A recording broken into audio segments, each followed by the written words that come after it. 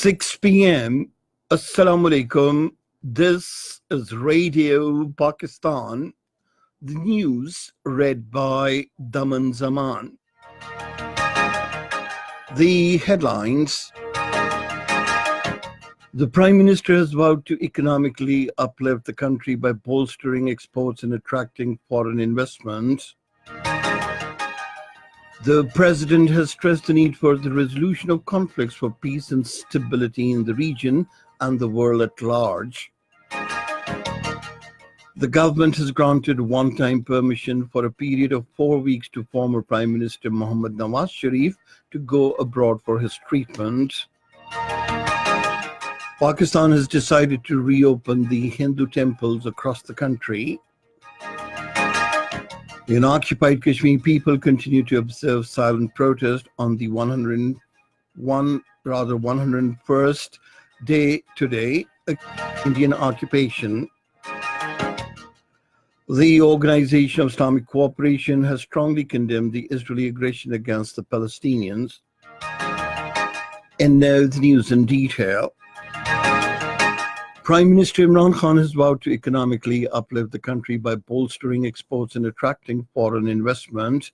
He was addressing a tripartite signing ceremony between MSD Tire and Rubber Company, Double Star China, and Dawood Pakistan Express Bus Service Limited in Islamabad today.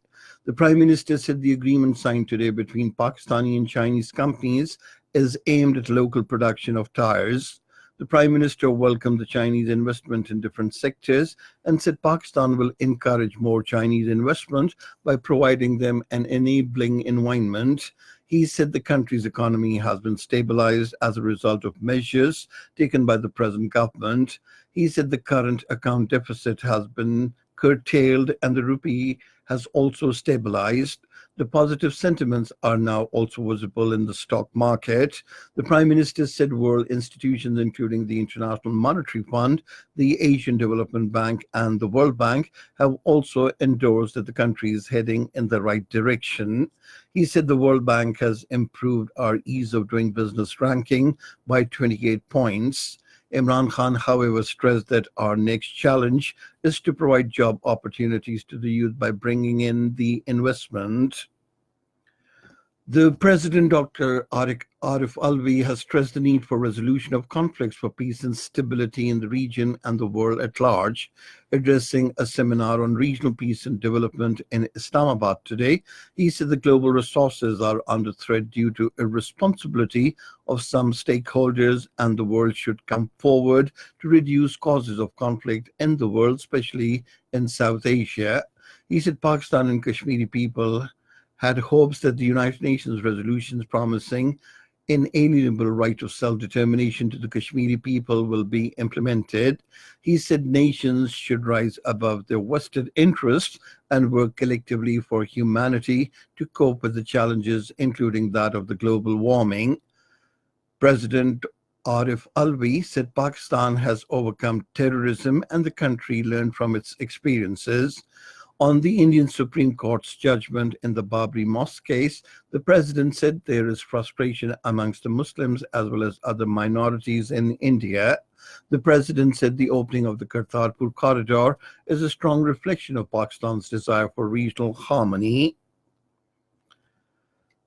The government has granted one-time permission for a period of 4 weeks to former Prime Minister Mohammad Nawaz Sharif to go abroad for his treatment. This was announced by the Law Minister Farooq Naseem while addressing a news conference in Islamabad this evening. He said it has also been decided that Pakistan Muslim League Nawaz President Shahbaz Sharif, who had appealed for the permission, will have to submit an indemnity bond to the tune of around 7 billion rupees to avail the concession. The Australian High Commissioner Geoffrey Shaw called on the Army Chief General Qamar Javed Bajwa at the General Headquarters in Rawalpindi today. Matters of mutual interest, including bilateral cooperation and regional security, were discussed during the meeting. The Naval Chief Admiral Zafar Mahmood Abbasi, during a meeting with the Qatari Prime Minister Abdullah bin Nasser bin Khalifa Sani in Doha has discussed issues relating to bilateral maritime cooperation. According to the spokesperson of the Pakistan Navy, the Naval Chief also held separate meetings with the Armed Forces Chief of Staff and Commander Qatari Naval Forces and discussed matters of mutual interest with them. The naval chief during these meetings also highlighted Pakistan's position on the Kashmir issue. The Special Assistant to the Prime Minister on Youth Affairs, Osman Dar, says the government is committed to empower the youth of the country as per the vision of Prime Minister Imran Khan. He was addressing a reception arranged for Pakistani youth delegation after their week-long China visit at the Chinese embassy in Islamabad. Osman Dar said the main purpose of the visit was to get exposure and learn from Chinese experiences in different sectors, especially education, poverty alleviation, and small-medium enterprises. The special assistant also termed the young generation as real driving force and ambassadors of change in the country. Osman Dar also lauded the Chinese government and All China Youth Federation for great hospitality and fully funded visit, keeping in view Pakistan's current economic situation and austerity measures. This is Radio Pakistan.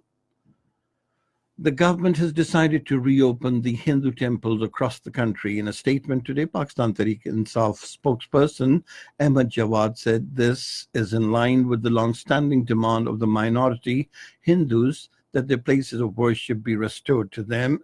Alluding to other initiatives of the government in different sectors, the party spokesperson said the agreements have been signed for the construction of 11 wind power projects of 550 megawatts. He said a Chinese firm will start construction of $100 million state-of-the-art hospital in Gwadar in 24 months. The Senate resumed discussion on a motion moved by the opposition leader Raja Zafrul Haq and others regarding the curfew and lockdown in Srinagar, which continues unabated and enters into the 101st day today and future strategy of the government. Participating in the discussion, Senator Barrister Saif said people of occupied Kashmir have the right to fight for their freedom. He said development in an occupied area will not be considered as development, but strengthening of occupation.